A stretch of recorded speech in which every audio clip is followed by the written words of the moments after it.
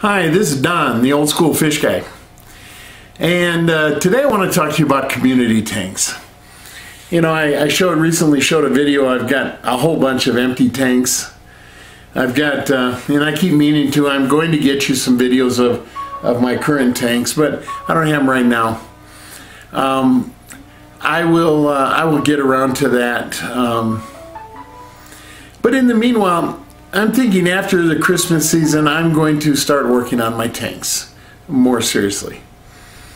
I'm going to set up, my first one is going to be, I'm going to set up a small, maybe a 20 long or a 29 or something, just to put plants in, so that I can start growing plants for my tanks that I'm going to set up. Yeah, I'll have to buy some too. However, you know, I'm going to set up a 200-gallon community aquarium. That one's going to be South American small fish. Most people use big tanks for big fish. I want small fish. I know what's going in that tank. I'm going to have schools of 1, 2, 3, 4, probably 5 different species, and 30 to 60 of each. It's going to have a 125-gallon sump filter, 325 gallons of water. I can put a lot of fish in there if they're small, and I think it'll be beautiful. But then what do I do with the rest of my aquariums? If you know me, you know I like to put South Americans with South Americans, even if they come from different areas of South America. It's just, not biotope, but it's what I like to do. But I'm thinking I might mix them up. So I'm going out and looking on YouTube, and I put in community aquarium, and I started looking. And I think a lot of people consider community aquarium something that means a bunch of fish that I thought looked pretty, so I threw them in together. You know, my dad's first aquarium was a 10-gallon tank, and he bought 2 Corridoras, he bought 2 neon tetras, he bought 2 zebra danios, he bought 2 rasbora, he bought 2 tiger barbs, he bought 2 angelfish, he bought 2 kissing gourami. He had way too many fish, and I felt like it was Noah in the Ark, 2 of everything. You know, I think, you know, this is just the old school fish guy thinking, but I think we ought to consider carefully what fish we're putting together. You know, fish have different needs as far as water goes, but we can accommodate that with, and they get used to being together. It's not ideal, and maybe they won't breed, but they'll survive and probably be fairly happy if you do it right. However, you can't mix aggressive with peaceful. Like, don't mix Oscars and guppies, you know what I'm saying? Unless you really know what you're doing. You know, a huge tank with plenty of rock and trees and plants and open swimming space. You can mix aggressive with peaceful, although Oscars will just tear the whole tank apart, and so will like a Texas cichlid.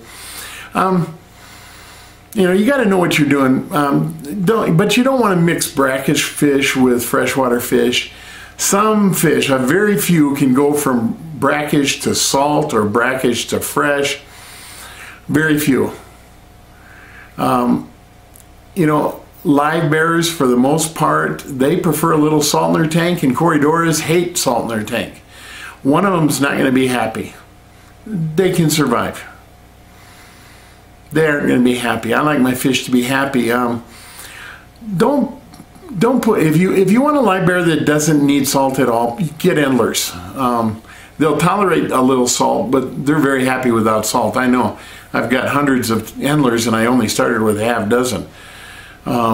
In 3 years, those things made rabbits look like they're chased. Don't get just 1 or 2 fish from a schooling species. Zebra danios are schooling fish, so I'm going to get 3. That's not a school, people. That leaves them frightened and worried and skittish, and it doesn't work. Think about what you're getting. Consider where your fish like to swim in the water column. My 200 gallon, I'm going to get a species that prefers to stay on the top. I'm going to get a species that prefers to stay in the middle. I'm going to get some that prefer the bottom. I'm going to get some that go all over the place. I know which ones I'm getting, but that's the point. Understand your fish. When you're building a community aquarium, it isn't about, well, I've got a community aquarium, whatever doesn't fit in my other tanks, I throw it in there. No. That just doesn't work. Have people been doing that just recently? No. They've been doing it forever. Like I said, my daddy started that way in the 1960s. I didn't know any better, and he was my dad, and I was just a wee little guy, you know, about this tall. And I'm sitting down right now. But he was my dad, and I didn't know enough to persuade him otherwise. I didn't challenge him. I really didn't understand. I have learned. I would ask that you learn from not just me, but there are many others that are going to tell you roughly the same thing if you ask them. I don't see too many YouTubes talking about this. What is a community aquarium? I suppose the most important thing is if you have a community aquarium, have fun with it.